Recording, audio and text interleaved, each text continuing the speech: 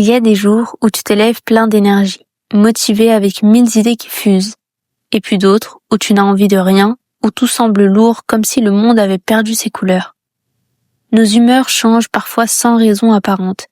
Elles montent et descendent comme des vagues d'une mer capricieuse.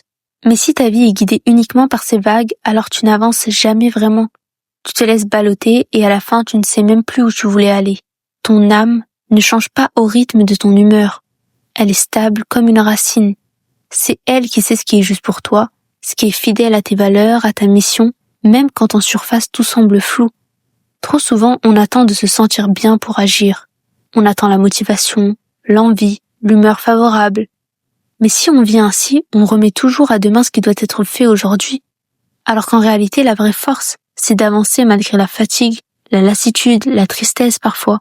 Parce que ce n'est pas ton humeur qui définit qui tu es, ni ce que tu es capable d'accomplir. Une humeur, c'est quelque chose de passager. Elle peut changer d'une heure à l'autre, parfois même sans explication. Un simple mot entendu, un souvenir qui revient, une mauvaise nuit, et ton humeur bascule. C'est comme un nuage qui passe devant le soleil. Un instant, tout est clair, lumineux, et l'instant d'après, tout s'assombrit. Mais ce n'est pas le soleil qui a disparu. Lui, il est toujours là, derrière le nuage. La conscience, elle, du coup, c'est ce soleil. C'est ce qui observe ce qui reste.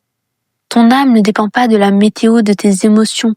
Elle ne change pas de direction parce que tu te sens triste, excité ou découragé. Elle garde une ligne droite et stable. Et c'est précisément ça qui fait ta vraie force. Cette part en toi qui ne se laisse pas définir par ce que tu ressens sur le moment. Le problème, c'est que la plupart d'entre nous confondons les deux. On croit que parce qu'on se sent fatigué, on est incapable, parce qu'on se sent découragé, on est perdu, parce qu'on se sent joyeux, tout est réglé. Mais les émotions sont comme des couleurs sur une toile. Elles passent, elles se mélangent, elles se transforment. La toile elle-même, c'est la conscience. C'est ça qui tient, c'est ça qui donne une direction.